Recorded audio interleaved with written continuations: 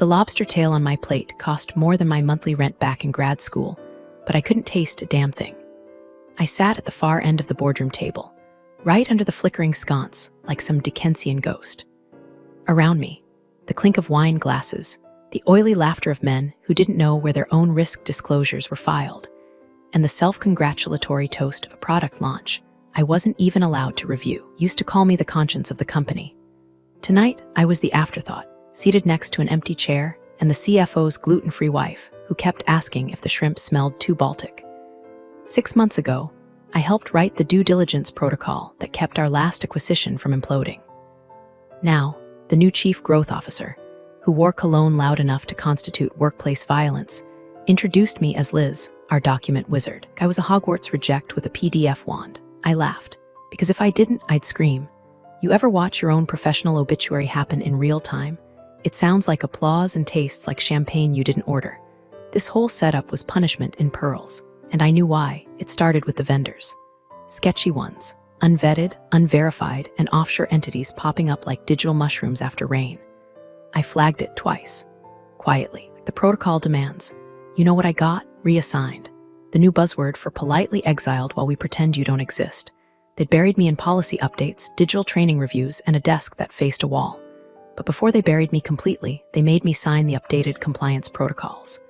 New transparency initiatives, they said. I read every line, twice, and I kept a copy. Because that's what a document wizard does. Hey, if you've listened this far, and you're anything like me, still clocking in, still watching the red flags wave like it's a damn parade, consider subscribing and tossing us a like. Most folks don't, but it keeps this strange little truth-telling engine running. Plus, it makes the team feel like the time we spend chasing these corporate ghosts actually matters. And who doesn't want to support one more middle-aged woman with a grudge and a printer? Back at the table, CEO made a joke about risk being just a state of mind. That's when my phone buzzed. Blocked number. One line of text. Leave, now, don't tell anyone. The wine turned to battery acid in my throat. I looked up around the table, no eyes on me. They were too busy laughing at something the CTO said about AI replacing interns. I stood up slow, like someone stretching after a nap. Picked up my coat, left the lobster, walked right past the reception staff who didn't even blink. Outside, the fall air hit like a slap. Cold, clarifying.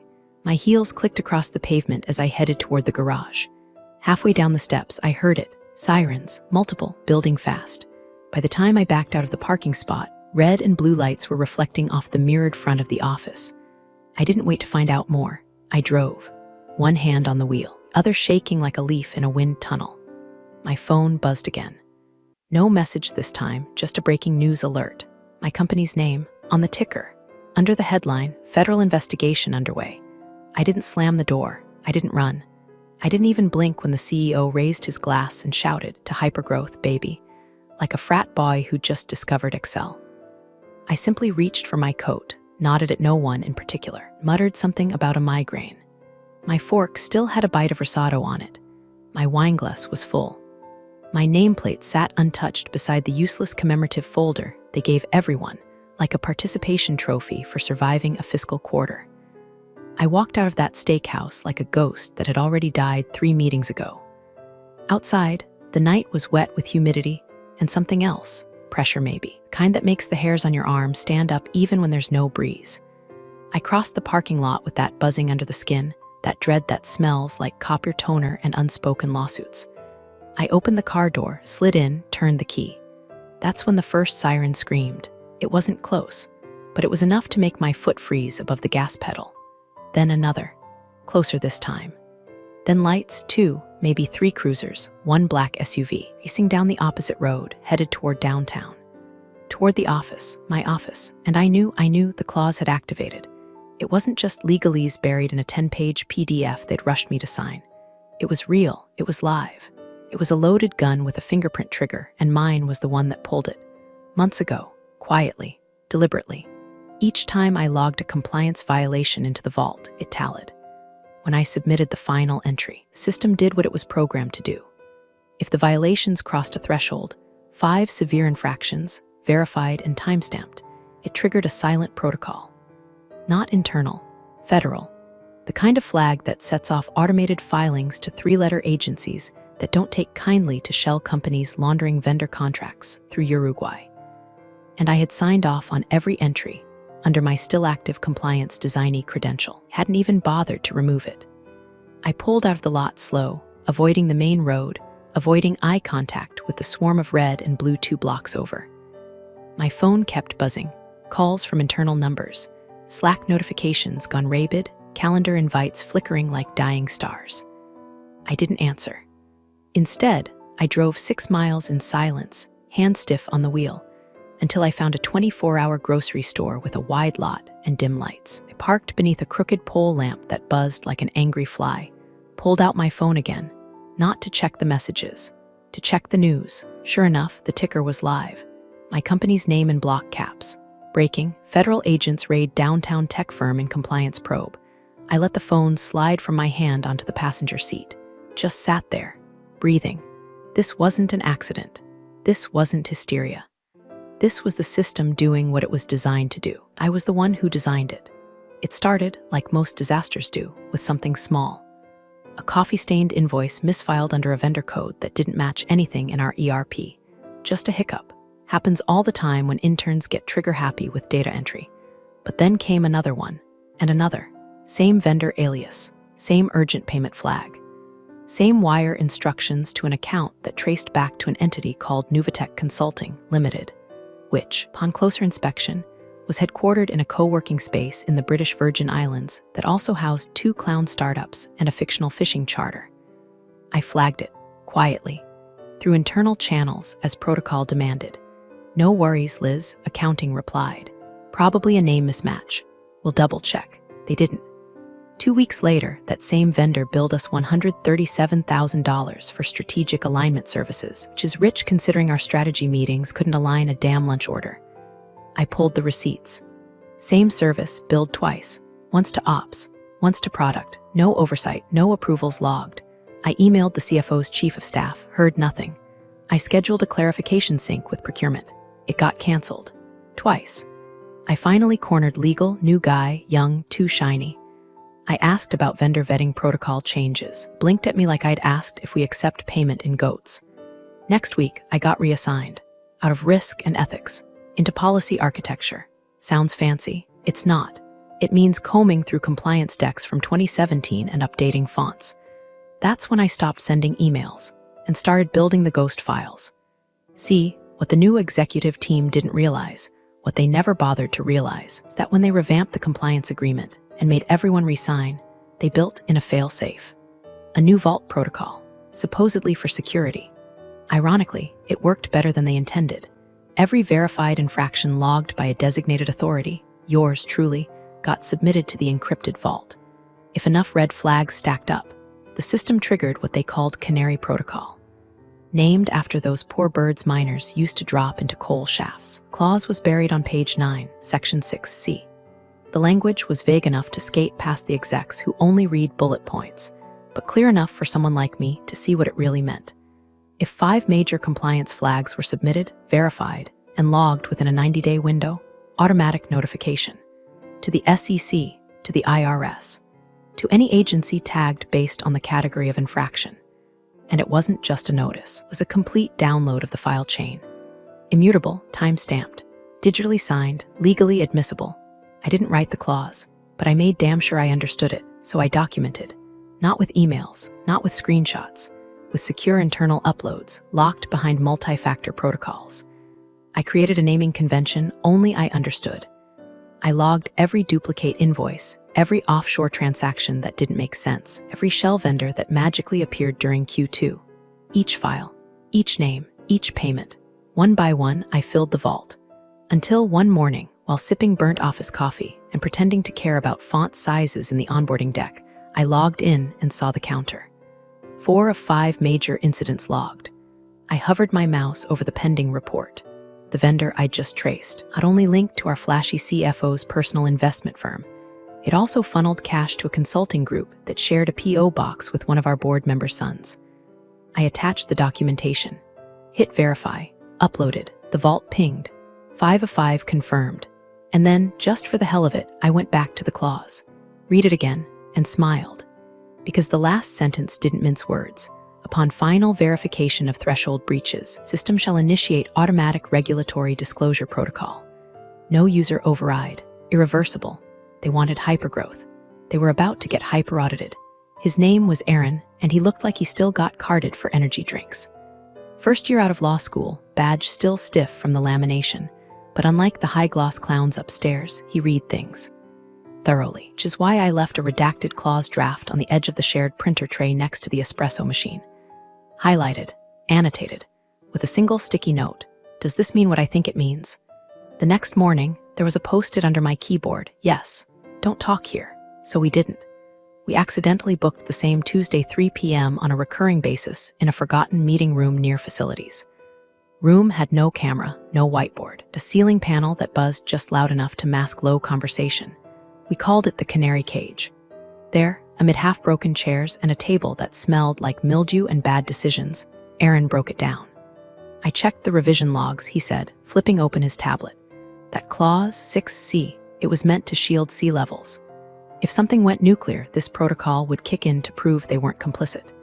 But he tapped the screen. They never scoped the language. Doesn't say who has to file. Just that 5 major violations, filed and verified by a compliance designee, triggers the protocol. And I'm still a designee, I muttered. Aaron nodded. They never revoked your access. That's their mistake. He looked half thrilled, half terrified. What happens if it triggers? I asked. Best case, external audit. Worst case, full-scale regulatory intervention. With pre-baked disclosure packets, everything you've logged is going straight to the agencies listed in the trigger metadata, including audit trails, so no one can shut it off. He leaned back, exhaling. It's already wired. A self-firing gun. All you're doing is loading bullets. That moment, sitting across from a kid who probably thought HR was still his friend, I felt something shift. The paranoia that had been fermenting in my gut for weeks turned cold. Focused. Empowering in the bleakest possible way. Wasn't crazy. I wasn't overreacting. I was right. And being right in a place like this is a death sentence, so we got quiet, precise. Each time I found another flagged payment or vendor tie-in, I looped him in. We logged, we verified, we filed. No names, no direct communication. Just blind uploads to the vault with matching entry codes and mirrored time entries for redundancy. I'd ping a Slack emoji on a public thread when one was complete. Just a cactus meant nothing, meant everything. Aaron created a spreadsheet no one could find, coded into an offline USB disguised as an old Samsung charger. He logged timestamps, cross-referenced approvals, tracked who signed what and when. It wasn't vengeance. Not yet, it was survival. Then came the final one. A contract amendment tied to a vendor called Rafter Bridge Holdings, which, after some digging, turned out to be a barely disguised front for a fintech laundering node under investigation in Luxembourg. And the signature authorizing their onboarding, the CFO, dated 2 days before his public statement about clean vendor slates. I stared at the file on my screen, felt the weight of it, not dramatic, not fiery, just final. I tagged it, attached the supporting documentation, cross-referenced Aaron's codes, hit verify. The progress bar blinked green, floated 5 of 5. Canary protocol status, live, no alarms, no fanfare. Just a tiny, silent shift in the server status at 11:52 p.m. on a Wednesday night. I closed my laptop, stared out the window at the empty parking lot, and whispered, now we wait. The ballroom was dressed like a prom for sociopaths, gold uplighting, mirrored tabletops, and enough self-congratulation in the air to make a nun puke. It was our quarterly all-hands-plus celebration mixer, which is corporate for mandatory champagne, while watching executives pat themselves on the back for your labor. The CFO stood at center stage, hair slicked back like a televangelist, mic in one hand, ego in the other. He wore a velvet blazer that cost more than my car and introduced the new vendor partnership with the flair of a man selling snake oil at a county fair. Rafter Bridge Holdings, he boomed, strategic synergies across borders. This partnership will redefine our back-end infrastructure. People clapped. Of course they did. It's what you do when someone who controls your bonus makes noise into a microphone. I didn't clap. I just stared at the name. Rafter Bridge, the same one I'd already flagged. The same ghost entity I'd linked to fraudulent invoicing, off-book capital transfers, and a shell company 2 degrees removed from our own board member's brother. Now it was a partnership, not a mistake, not a rogue vendor. A proudly announced alliance, broadcast under disco lights while someone from marketing passed around sliders. The music started back up. I turned to head for the exit, quietly, invisibly, when I heard it. "Don't worry, folks," the CFO said, voice dripping with sarcasm. "If this one goes sideways, we've got Liz in policy to audit our fonts again." Laughter. A few fake chuckles, and then silence, because I had stopped, turned and smiled, not the warm kind. The kind you offer a wasp seconds before you drop a glass on its head. I didn't respond, didn't clap back. Just walked calmly through the sea of sweating interns and red-faced VPs until I reached the bar, picked up a napkin, and carefully folded it around a manila envelope I'd been carrying for a week. Inside, a printout of the Rafter Bridge contract, complete with onboarding approvals, flagged transactions, and a timeline of wire transfers that ended at a casino server farm in Cyprus. All of it tied to his name, all of it verified.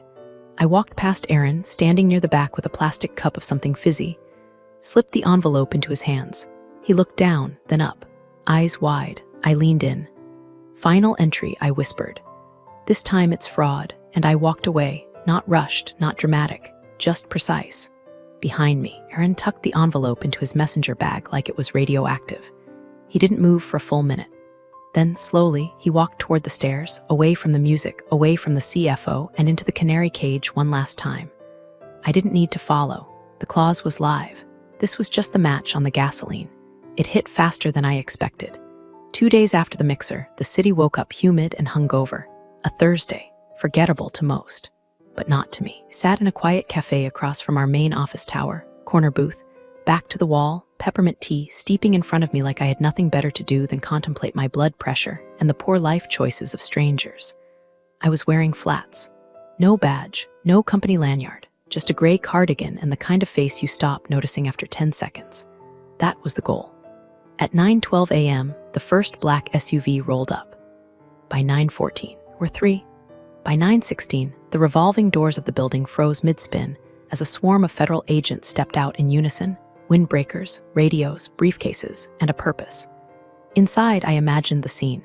Receptionists wide-eyed and frozen mid-email, someone from HR choking on their green juice, and the CFO's face slackening just as he reached for his first espresso shot of the day.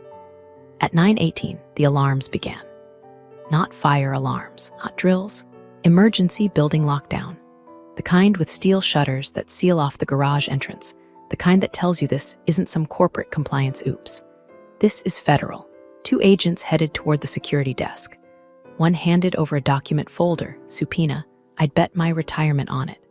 Another started pulling hard drives from the IT annex. One more took a rolling suitcase out of the trunk like he was about to move in. People started pouring out of the building like bees out of a kicked hive, some crying, some yelling into phones, some just trying to look important as they fled. And me? I sipped my tea, steeped just right, because here's what they didn't know and what I had read carefully while everyone else skimmed for bullet points. The Canary Protocol didn't just alert regulators. It launched a simultaneous multi-agency disclosure, including the SEC, securities fraud and unregistered vendor activity, the IRS, for mismatched tax reporting tied to Shell reimbursements, and our internal insurance auditors, because once the fraud threshold is met, coverage is void until a full forensic review clears every single executive signature. That meant frozen accounts. That meant seized assets. That meant no indemnity. And that meant, sweet mother of liability, every single bonus payout tied to our last 2 quarters was now under review, all because of 5 quiet uploads, time-stamped, verified, signed by someone they forgot still had access. At 9:24, my phone buzzed, unknown caller. I let it ring twice before flipping it over and letting it drop face down on the booth table. Buzz, voicemail, another buzz, this time a text, from a number I knew. What the hell is going on? I didn't reply. Instead, I stirred my tea, slowly, calmly, then leaned back and watched as 2 agents escorted our VP of Ops out the front doors, her face pale and tight, her designer heels clicking too fast against the pavement. The executive team always loved talking about disruption. They finally got it. The boardroom looked like a bunker on fire. A dozen executives huddled around a table cluttered with half-drunk coffees, crumpled meeting agendas, and the thick, unmistakable silence of people realizing they'd just stepped on their own landmine. The CEO, normally slick and camera-ready, was pacing like a caged animal, his face beet red and glistening with sweat. His tie was yanked halfway down his chest like it was trying to escape the sinking ship first. Who triggered this? He bellowed, voice cracking on the last syllable. No one answered. He spun to the general counsel. Linda, poor Linda, looked like she'd aged a decade in the last 20 minutes. I said, who the hell triggered this? She didn't blink, just slid a folder across the table. It stopped with a slap against his keyboard. Inside, the clause, 6C, subsection 2, whistleblower protocol activation. The CEO flipped it open, scanning. His jaw twitched. Linda said it without flinching, the clause you added. The one you insisted all department heads sign under the updated compliance policy. That was meant for protection, he snapped. Exactly, she replied, and it worked. Just not the way you expected. From the corner, the CFO, now ghost white, muttered, this is retaliation, someone's playing us, but legal cut him off. The protocol is automated, immutable. It's bound to digital verification. And every submission was filed under an active designee credential. The CEO narrowed his eyes. Whose? Linda didn't hesitate. Elizabeth Harmon. Dead silence. Name dropped like a cinder block into a frozen pond. Ripples of disbelief moved outward, bouncing off shocked expressions and shaky hands. Someone finally choked out. She doesn't even work in compliance anymore. She never stopped being a designee, Linda said flatly. Her authority was never formally revoked in the system. She had every right to file, and she followed protocol to the letter. She was reassigned. The CEO snapped. Linda didn't miss a beat. Assignment isn't revocation. The system still recognized her signature chain. Every file she uploaded was compliant, timestamped, and triggered the threshold exactly as the clause describes. At that, a VP of sales dropped his head into his hands. Jesus Christ, we're cooked. And they were, because with the clause triggered, the insurance umbrella the board thought would protect them in hypothetical whistleblower scenarios. Gone. Coverage void until external investigation completed meant every asset frozen, every bonus flagged, every partnership pending review. Worse, the banks had already been notified. So had the board of trustees, and the public disclosures. Timed releases across 3 agencies, auto-populated with metadata and filing history that read like a greatest hits of executive negligence. There was no cover-up option. No circle the wagons moment. Because Elizabeth, quiet, precise, inconveniently ethical Elizabeth, simply followed their own system to the letter. And no one in that room could scream their way out of it. In the middle of the chaos, the CEO stood there, hands braced on the edge of the table, breathing like he'd just run a marathon through fire. She did this, he said. She set this whole thing up. Linda just nodded. She didn't hide it. She didn't break a single rule. You gave her the matchbook. She just waited for the right pile of gasoline. No one spoke after that, because it was over. And Elizabeth, she wasn't even in the building. The first domino to fall was the CEO. Friday morning, the same office that once engraved his name on walnut-paneled doors was cleared out by 2 security officers and 1 HR director who looked like she hadn't slept since the raid. He didn't fight, didn't scream, just walked out clutching a leather briefcase that suddenly looked too big for someone so small. Called it a temporary suspension pending investigation, but everyone knew what that meant. The CFO didn't get that luxury. He was escorted out the next day, red-eyed and tight-lipped, surrounded by murmurs. His assistant left crying. Someone snapped a picture of him being walked across the lobby. It went viral inside Slack within an hour, captioned, "Hypergrowth, meet hyper shutdown." By Monday, 3 board members had resigned for personal reasons. By Tuesday, every remaining executive's laptop had been seized by legal. By Wednesday, IT sent a mass email warning employees not to delete anything. Not emails, not messages, not even calendar notes. Pending review, they said. Review of what, exactly? Whispers answered faster than official memos did. She warned them. She filed it months ago. They laughed her out of the room. She didn't even need a lawyer. She used their clause. It was her signature that made it all binding. No one said her name aloud in the open, but you could hear it in the silence that followed every meeting now. The HR girls called it the harmony effect, a pun so on the nose, it would have made me laugh if I weren't still so damn tired. I watched from the outside as the walls caved in. My inbox flooded with out-of-office replies. Calendars were scrubbed. The chief strategy officer updated her LinkedIn to seeking opportunities before noon on Thursday. That evening, I walked past the building, not to gloat, not even to look, just to feel the gravity shift, and it had. People talk about justice like it's always loud. Headlines, speeches, victory laps. This wasn't that. This was a vacuum. A cold, quiet acknowledgement that someone had played their system better than they ever imagined. that the safety net they built for themselves had been turned inside out and repurposed into a trap. But this wasn't about revenge. Not really. Hadn't done it to hurt them. I'd done it to survive them. When they demoted me, silenced me, boxed me into irrelevance, I didn't scream. I documented. I read the fine print. I built an insurance policy they didn't know they'd already signed. I didn't set the fire. I just left the matches next to a room full of gas. That night, as I poured myself a whiskey and sat on the balcony of the little rental I'd retreated to, my phone buzzed. No number. Just a name, Aaron. Worked, 2 words, not a victory speech. Not a thank you, just confirmation. We hadn't imagined it. We hadn't exaggerated it. We had simply obeyed their rules better than they did. And for the first time in months, I exhaled. The mediation room smelled like nerves and citrus cleaner. They'd rented out a neutral space in a midtown law office, modern chairs, minimalist artwork, bottled water on coasters that probably cost more than my monthly utility bill. Across the table, 3 suits, 1 from legal, 1 from HR, 1 from the board. All of them looked like they'd swallowed thumbtacks. They didn't ask how I'd been, didn't mention the raid, didn't even say Elizabeth with their usual brand of corporate faux warmth. Just launched into it.